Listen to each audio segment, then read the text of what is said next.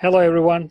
Today we have somebody super special for me. He has been a long time friend, but also a long time colleague too. We worked together on many different projects, and actually, that's how I met Charlie. So this is Charlie Portelli. He has been a long time architect now, I guess, right, Charlie? Can we say that? Something like that, yeah. And we met at KPF when I was working for the company. And actually, Charlie happens to be the first person that helped the group to become a group, computational design group, a group at KPF. Because prior to his, addition to the team, I was the team. So it was a lonely spot to be at. But Charlie brought in lots of expertise to the company, and he was, of course, you know, uh, one of the many candidates, and so there was a big difference. That's why probably I personally and the company, wanted to have him. But beyond it, over the years, I think our the collaboration in the company quickly turned into a friendship, and we ended up both working together, as I said, but at the same time, I think gaining a lot of experience, in life through, traveling and going to conferences in different places, looking into different research subjects, even talking about buildings. And one last thing that I would like to say about Charlie is that he's a New Yorker. He was, born and raised in New York, and he worked in New York almost all through his life. And which is, it's the Big Apple, and it's the center of the world. When you live there, you feel that way, and also it's the deepest pit in the world, depending on how you feel about the city. Of course, he has much longer experience than I have about New York. But anyway, with that, so this is my brief introduction about Charlie, and thank you for your time, Charlie. Thanks for saying yes for this conversation with you. I'm hoping people will learn a lot from this because there's a younger generation, growing up, or people of similar age who are curious about the being an architect in New York, and maybe more than that, about like personal development. We all walk our own path, and we become, as we walked, our becoming also keeps, like unfolding. So in that respect, could you tell us about yourself, who you are, what you have been doing, and then we can slowly move into details in this conversation. Sure, no, totally. Well, first off, thanks for having me, and thanks for the pretty colorful intro. um, like I said, I was born and raised New Yorker. I lived in Europe for a little bit. It's a tiny country called Malta. That's where my family's from, and then I moved back for college. Yeah, I went to architecture school, the traditional kind of like 5-year architecture school path, but I was always heavy-handed on the digital side. I mean, my first semester in architecture school, I was doing renderings and animations, and I'd never done any of that stuff before. So just to kind of give you a little bit of like an idea of like the uptick of like the digital side of things from architecture, it was pretty fast and pretty abrupt, and it kind of kept accelerating that way all throughout undergrad and grad school, and so on. Yeah, so I did grad school, kind of like I like to call it a program that rivals, or at least used to rival, MIT a little bit, just because we even had like same professors that would go back and forth between the universities. Um, and then after that, I started working, like I said, at KPF. So Onur was actually technically the guy that hired me. So I always joke around and say that he was my boss. But we became better friends, regardless who hired who. So I was at KPF for about 9 years. Went through the recession, came back, a bunch of kind of ups and downs sort of things. And then after that, so I was there about 9 years, give or take. And then after that, I went to work at Flux, which was a tech startup that spun out of Google X. I went to work there because I really wanted to challenge myself.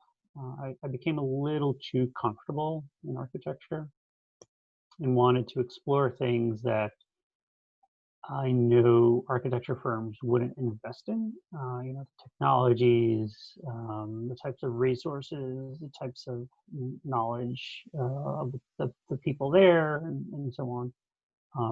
Some of the people there were former Google employees, former Trimble, former Autodesk, former DreamWorks, right? Like really, really crazy or smart people, awesome people. Then after that, I was where I am now, basically at Thornton Tomasetti's core studio. And I've been there for about 2-3 years. I kind of lost count. But yeah.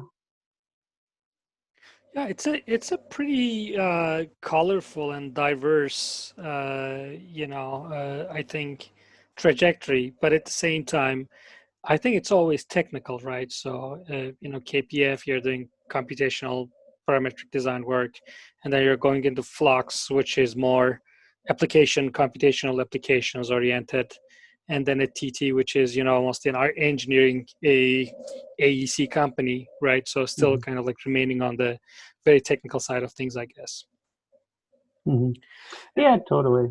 It's technical. There's like a fine line between technical and technology, right? So it's always kind of focusing on that technology side of things and having to bring that into a design perspective. I mean, everything is just like data and geometry, right? It's just numbers. Right? And you also mentioned that you wanted to challenge yourself, that you were getting a quote unquote like little too comfortable with what you were doing. So, and definitely you had a professional growth, right, by following this trajectory that you mentioned. And of course, as we get older, as you take some take make your mind about something, take some new decisions, it's also your like personal growth.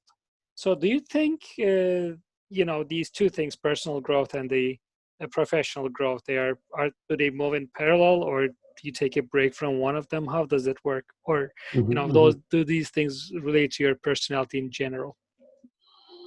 I think, at least for me, I say that there's definitely a significant overlap between the two. I've found a way, whether intentional or not, of making my hobbies my career. Or maybe it was the other way around. Parts of my career became my hobbies, right? So I enjoy what I do. And for the longest time, I really struggled at understanding, and I'm still trying to answer this question for myself, is like, what am I 100% passionate about? And I define passion by the thing that the minute I open up my eyes in the morning, I just like leap out of bed um, and go and do that thing. And I don't know what that one thing is yet. I don't have like an actual definition of that one thing, but I know I'm passionate about what I do. So it's somewhere within the realm of what I do, and I can sit in front of a computer and code a database for work, or I can sit in front of a computer and I can just make shapes fly around a screen as a hobby, right? Or edit, write some algorithm that edits like, some image editing process for me to edit, a bunch of photography photos or something like that, right? Um, they're both enjoyable in their own way. So yeah, for me, there's definitely an overlap between like the personal growth and the professional growth. The personal one, I think, is a little easier because I can find a topic I'm interested in. And I can kind of just learn about it, work on it, that sort of thing. The hard part about the personal one is like finding the time. The professional growth is challenging in its own way, in that um, you can only grow as much as there's room for you to grow, in a way, specifically at a company, right, at a firm. So if there's no if the firm doesn't require a higher level of knowledge or higher level of skill set, right, there's going to be some limitations there, right? And sometimes the firm may not need to explore some of the interests that you may have, right? Which is kind of like my kind of my shift going from architecture to a software, a tech startup, right? Because I knew there were things at the tech startup that they were doing that an architecture firm would never invest in. Yeah. So. So I'm kind of like hearing that this like challenging yourself, so it's not remaining in your habitual zone, right? Stepping out of the comfort zone and like looking, searching for other things that may inspire you, or through which you can get excited. That's one thing I'm hearing. And then also using these as drivers for the work that you're doing, right? So they're kind of like inspirations and things that kind of like help you get excited or influenced, and then you kind of like try to carry that to work, or try to find jobs at least, or kind of work that you can keep that side alive a little bit. Is that true, if I put it that way? Yeah, pretty much. Mhm. You can write your own path, or at least kind of like steer yourself in a direction where you can start to write your own path, right? It may not be as much of a honeymoon as you may have thought of it in your mind, Yeah. right?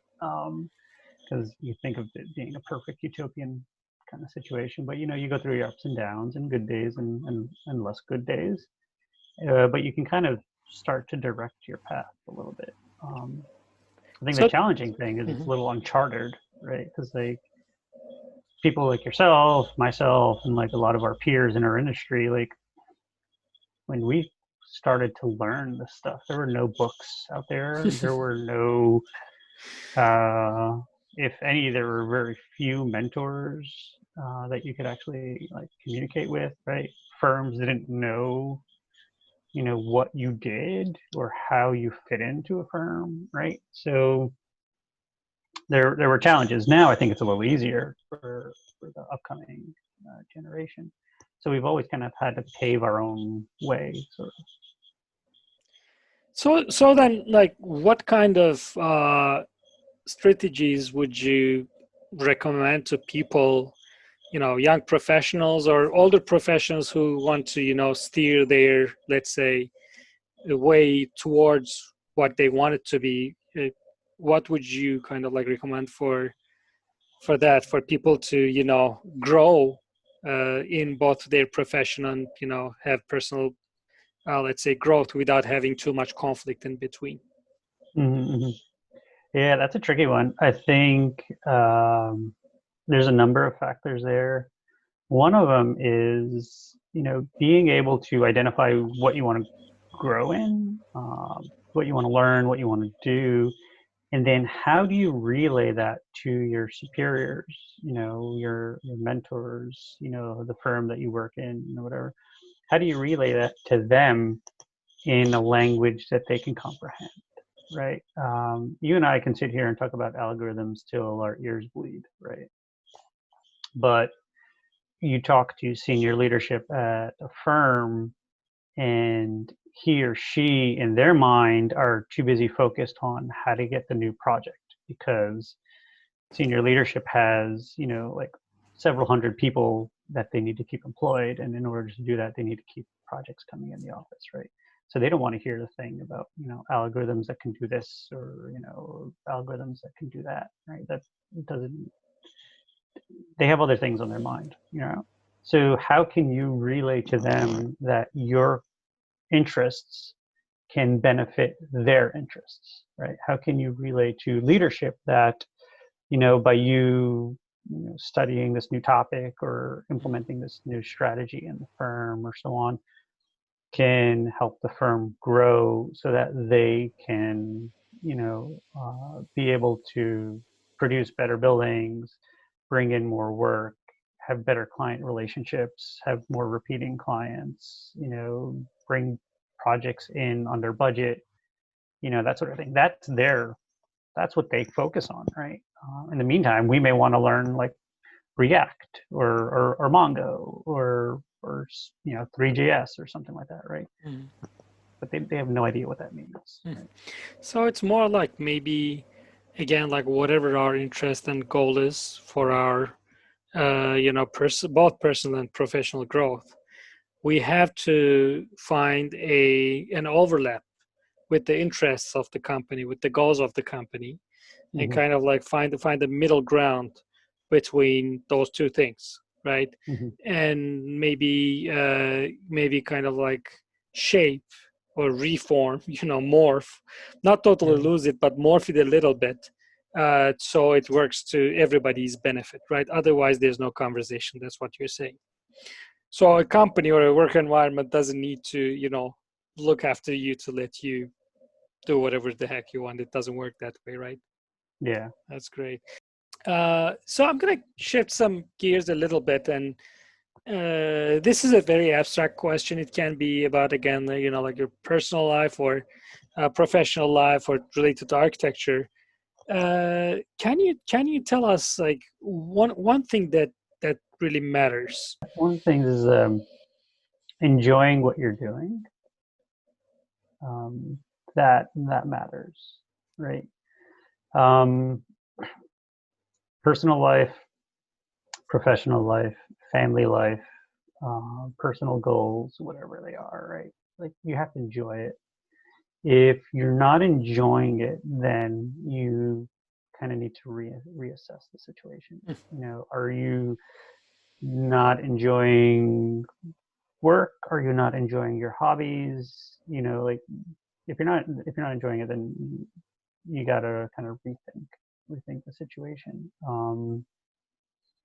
So think something that you are missing out essentially, right? So if you're not enjoying, maybe even more than that, it's becoming painful. You yeah. keep doing the same thing. So then we say that for, again, like professional growth? If you don't like what you are doing every day, maybe you shouldn't just do it. That simple. No, 100%. Yeah. You If should if you stop. don't like what you're doing, go find something that you do enjoy doing. Okay. Life's too short to not enjoy what you're doing. I've known folks that they were working a gazillion hours and they said screw this, and they're now like outdoor adventure uh, tour guides, right, in like South America. I Mhm. knew someone else that didn't like what they were doing, and they bought a Jeep and they drove all the way from the northernmost point of North America all the way down to the southernmost point of South America, right? Mhm. Um, Find a thing that you enjoy doing and make that your life, right? And do you think while doing that, because I can hear people saying that, hey, they had the money to buy the Jeep, right? So that's one of the other discussions.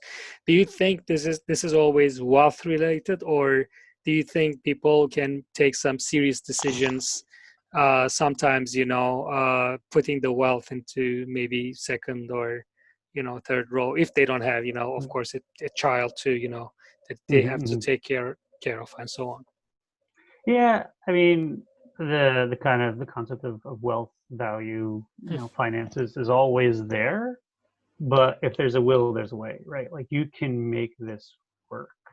You just have to kind of find a way to do it. And this one guy, the Jeep person, um, they, they had enough money to start it, but Hmm. then in the end they like had to work on relationships and sponsorships and get tires changed and oil changes and all that Hmm. sort of stuff, right? Like they weren't like super rich to do these things. So if you're passionate about something, the limitation of finances goes away, because you'll find a way to make it work. There's always someone out there that's been able to do it, whatever it is, Hmm. and not have to worry about finances being like the first thing. Yeah. And I just want to give a solid example for that, and it relates to our common passion with Charlie, motorcycles. And Yeah. because you said the Jeep, and I'll give this example. And also, it's about the series, a documentary that I learned, that I heard about from Charlie. It's Ewan McGregor, the artist. And Charlie, I always forget his Charles. I forget his name, Charlie not Borman. Charlie Borman, yes, two of them. They decide to get two adventure bikes and travel around the world, right? and they did it actually twice, right? So the end of the story is that they do it once around the world, and then they do from from very north to down south Africa, right? So they end the journey there. But the point there is that I think, of course, they obviously have the means to do that trip, right? So they are looking for sponsors for a while. They already have the means to take that road trip made, but they realize that road trip. But at the same time, there are so many examples. I don't remember specifically the name, and I will look for it. Actually, I know multiple people who did similar trips on 100cc motorcycles. Yeah, totally. It's your passion has to, again, it's that passion that like gets you up in the morning and gets you going, and it doesn't hinder you, or the things that hinder you don't stop you from actually doing it, right? Perfect. So we need to keep pushing no matter what. Yeah. That's what I'm hearing from you. That's cool. Okay, so I said like one thing that really matters. I think you were kind of like thinking about it, but it turned out to be a perfect answer. You just nailed it, bullseye. So then, can you tell me one project that you really loved working on?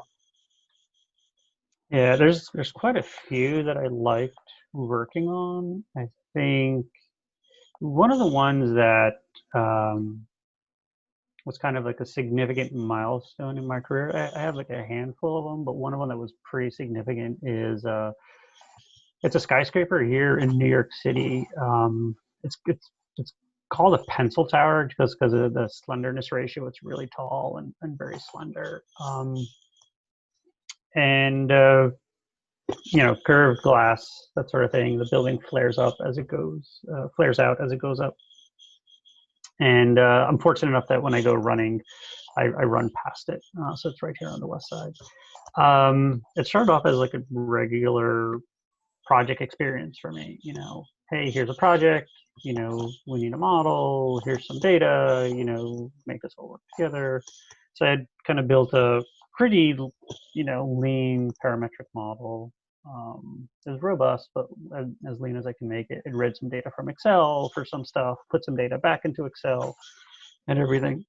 And then I had that automate a lot of things downstream. It automated our BIM deliverable. In that case, we were using Revit for that situation and all. And then we were in a spot where, there's various deadlines for a project. We were in a situation where one of the deadlines was like too abrupt, and it was like for kind of like political reasons. It was a very short deadline. So we told the design partner, said, hey, so we're not going to be able to, on these time constraints, not be able to kind of do everything we'd love to do, but we can do it if we can submit the model as part of the deliverable. So the first kind of like milestone for that project was getting leadership to agree that yes, we can submit a 3D model, a file, as a legal document for a building, right? So that was the first milestone, right? And we came up with ways of documenting it and making it part of the deliverable. And we gave we gave both the Revit model and the Grasshopper, or not in this case the Rhino model, which was developed through Grasshopper, the Rhino model and the Revit model as part of the deliverable, as part of the drawing set. There were still drawings, whatever. So we did that. And then during the bid process for the facade, one of the facade fabricators came back to us and said, hey, we've never seen a model this clean from architects before. Like, what are you guys doing? Yeah. So we started a side conversation, and they were able to basically take our model, extract all the data from it, extract all the geometry from it that they needed, and feed that directly into their pipeline, which was pretty cool. They had their own pipeline, which they talked to us about, and some internal stuff that they had developed, so that they can go from drawing to model to fabrication. So then the next kind of milestone for this project was the integration of our model to their models. And then the third kind of benefit was when they came back with their bid, their bid was almost $1 million lower than what it was originally. Just because we gave them a model that they can use. We gave them a model that they were confident with. And we gave them a model that showed our confidence in the design. So, and then after that, I just kept getting phone calls from these fabricators saying, hey, we're also bidding for this project and we're bidding for that project. Do you happen to have the same style model for this and the same style model for that, and so on. So it was, until this day, we've had this, we have an open dialogue, and they keep saying that was one of their better projects that they've worked on too. So this was a 111 Murray Street down in downtown New York, in the Tribeca area. Yeah, that was a good project. This is an amazing story, and I really appreciate the fact that you are not necessarily talking about, hey, the building was this cool, that cool from that aspect, and so on. You are talking about the process and the value, and you created the value by doing, creating the model in the most proper way and a very clean way, and then in turn, everything kind of rewards you back, right? So Yeah. I take this as you're already conscious about what you're doing needs to be good, but you are not doing it for benefits, right? So a benefit is the thing that follows the value that you create in your life, right? Yeah, totally. I want to put it this way, because this is also answering my previous questions about personal growth and professional growth, right? Because again, like, you have done this, probably you already had it in you, but again, as I am asking this question today to you, you're remembering that as a milestone in your personal growth, which was already, bringing these, let's say, the great response about your, how you approach the profession and how you're kind of like helping others to do things in the proper and clean way. So thank you for that. That's an amazing, project, amazing story as well. And connected to that, because I'm asking these ones, I think my last question about that one thing is decision. It's one decision that made a difference in your life and that you would definitely repeat. Oh man, I don't know. I have a lot of the opposites. I have a lot of decisions that I wouldn't repeat. I like that. I like Oh, that yeah. too. That's a good one. But anyway, I want to hear about one that maybe after picking that path, you felt pretty confident, and looking back, you would just do the same thing. Although maybe it was painful, although maybe it felt wrong. Anything like that? I know one Uh, about you, but I don't want to tell it here. So I'll I'd just like to skip hear that. it. Maybe later. Yeah. Sometimes the people that know me can describe me better than I can describe myself. A position at a firm, I was there for 9 years. I was comfortable, but I knew, and I could have just coasted. I could have just spent the rest of my career just kind of coasting, right? Come up with a budget and, buy stuff, use stuff, do stuff, whatever. But I'd become pretty stagnant if I hadn't changed, right? I think going to grad school was like another situation of like, I knew there had to be something better in how architecture is produced. Turning down some positions, those were some decisions that I would repeat because I think they weren't the right ones, even though they kind of got painted as being the right ones for me at the time. I don't know. I can't narrow it down to one. I'd say decision. It's more like a lifestyle of like continuing to learn. Focusing on my education, continuing education in the sense of like, continuing to grow my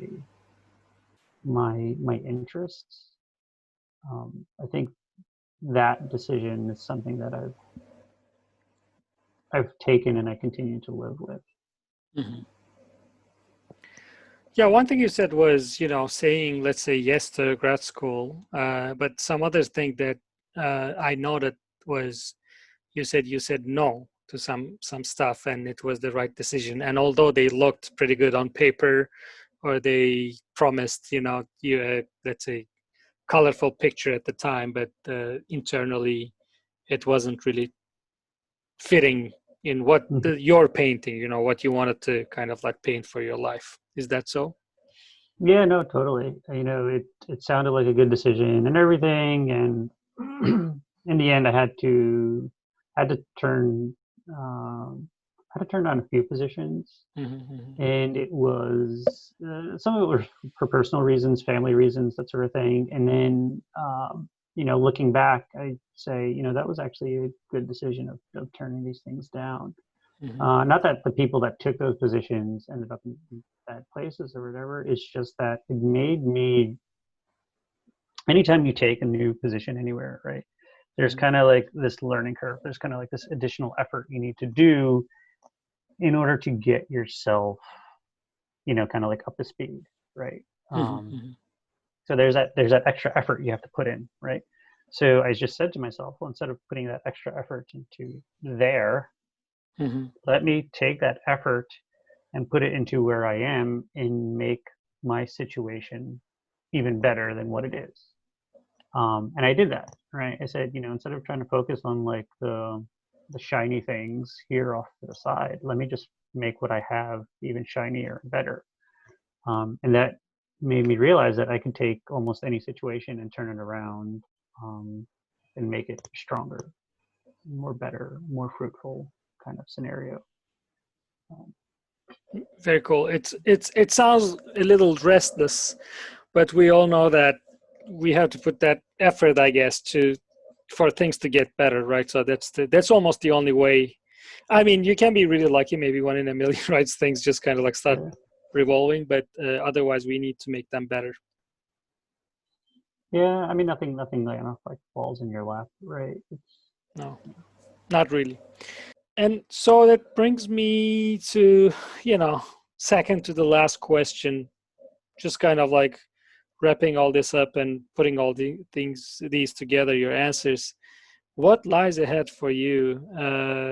Like, what would you like to do in near future or far future? Like, what is the trajectory look like for you? Again, I'm combining the two things, you know, professionally and in life. Where do you want to walk?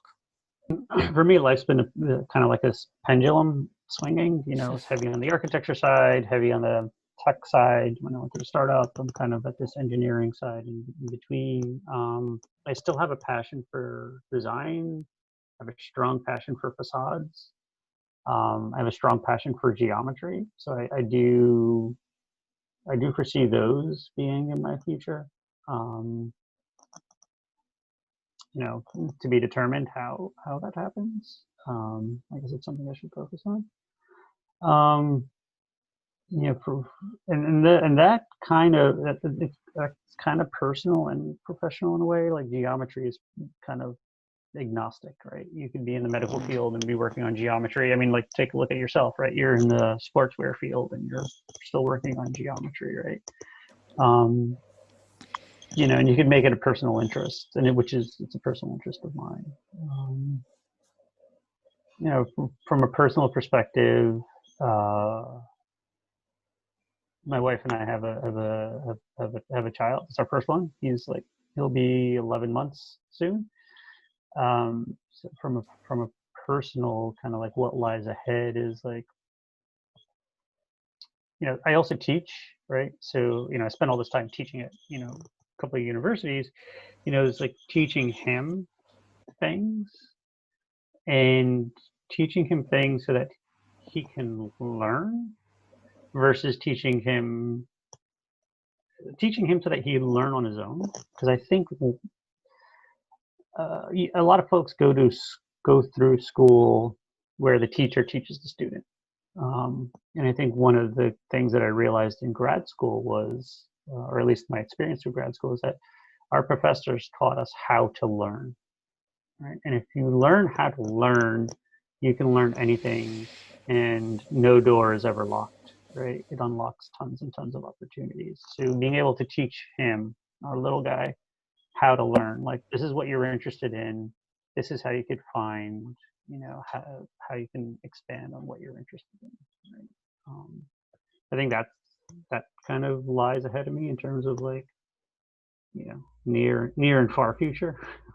Is I'm really happy that you mentioned that you're teaching, right? So I wanted to ask you a question about this, and I was expecting it to come at some point in our discussion. Maybe briefly on top of that, could you tell me, because you could just skip, you could have skipped all teaching business, right? Mm-hmm. And I'm assuming it's maybe bringing back something for you.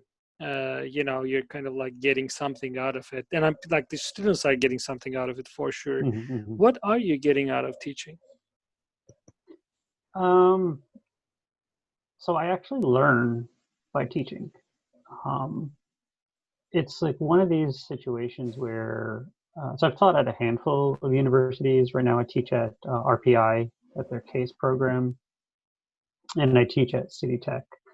It's a building technology course, and two drastically different universities. One is like, a CUNY school, um, so on. And then the other one's kind of like a little more kind of prestigious of a university. So I get two ends of the spectrum. And it teaches me a lot about myself. It teaches me about how to interact with individuals, how to convey, knowledge to individuals, how to keep people motivated and interested in certain topics, right? And how to prepare them for their career track. The kind of other thing that interests me about teaching is that it obviously forces me to like turn off my day job, and turn on a different side of me, and I get to explore ideas I've wanted to explore, but I use the excuse of not having enough time to explore them, for work purposes or whatever, right? So now I'm like, hey, this is class time, this is a semester, we need to explore these topics. Let's dig in, right? So I'm like forcing myself to make time to explore these topics, and then also have the students kind of explore them in a way too. So it's kind of like a nice like on-off switch. You go from one to the other, and then sometimes you bring some of that back into your professional career. Sometimes not. There's overlaps there. This is an amazing answer, because it's also an attestation for me of our proximity of our likes and some ideas. Because I remember asking a similar question elsewhere, and I said I learned through teaching, right? So Mm-hmm. that's kind of like head on, and I definitely agree. Even if we know something already, even if we know how to do something, I think just trying to find a way to make it as explicit as possible, as accessible as Mm-hmm. possible for the younger generation, or for the people who are kind of like new in the field, is extremely helpful for us to learn again, filter the ideas again, and enhance them. So that's super valuable. Thanks, Charlie. Mm-hmm. Any last comments for people who made it to this portion of the video, maybe, Oh hopefully. man. This was a long conversation, but again, I learned a lot, and I hope this will be useful for other people. But yeah, it can be again about profession, it can be about maybe a little bit about New York, just comparing things to whatever else you have seen around, or just a general comment for people in their career path or personal growth. Mm. Yeah, I think I don't know about like last comments, but I remember one time I used to have a little like, to-do list on my refrigerator, and that to-do list was broken up into three categories. It was work, career, and personal. And I kind of just did that subconsciously. And I had a friend over, and they saw that to-do list, and they're like, "Oh, why did you split up work and career?" And immediately I had a response. Subconsciously, I had a response to like, well, work is things I need to do at work, and then career is like my personal growth professionally, right? And then obviously personal is like my personal interests, right? So it's very weird how like subconsciously I was able to like write this down and answer my friend's question. And I think set yourself some goals, for yourself, to grow. And don't let these goals kind of be a burden, right? I put these things on my refrigerator, also subconsciously, because like I knew they would be there. You know, I go to grab a snack, I go to grab a drink, whatever. I see them, and it's just like a reminder, right? It's not like a to-do list or some fancy digital thing or something on my smartphone or smartwatch or whatever, right? That like constantly keeps blaring at me, like go to this, go to this, go to this, go to this. Like, no, I want to explore this topic, and I can take the next year or year and a half to explore it. Right? So kind of like set yourself some goals that you want to kind of explore. Oh, this is perfect as well because interestingly, we having an idea in our mind versus putting down on a piece of paper makes a huge difference to start initiating things. I believe so too. And I remember, seeing your notes around, around the office and, on the desk as well too. And I've been benefiting from them tremendously too. And, it's funny because we are in a digital age, like everything is, of course, on our calendar, digital calendars and so on. And I end up having two copies on the, one list on the, the calendar, and then I have a piece of paper. And I totally kind of like resonate with that idea. Thank you, Charlie. I think you shared a lot, right? So this was, I don't think any of this is really. We can speak in maybe simple terms, but the content is definitely not like simplistic. It's pretty sophisticated and complex, I think, and it's already pretty useful for me. And I'm hoping that it will be, helpful for the people who, again, who made it to this point, or just maybe listen to 1 minute of this conversation. Thank you so Yeah, I much. mean, I hope it's useful. Okay. With that, I know I'll see you soon somewhere, when this pandemic is over.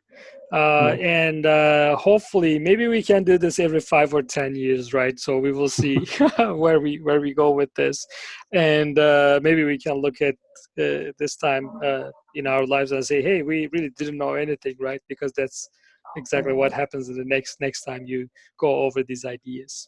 Thanks, Charlie. I'll see you Cool. next Thank time. you. Take care, man. Okay, bye. Bye.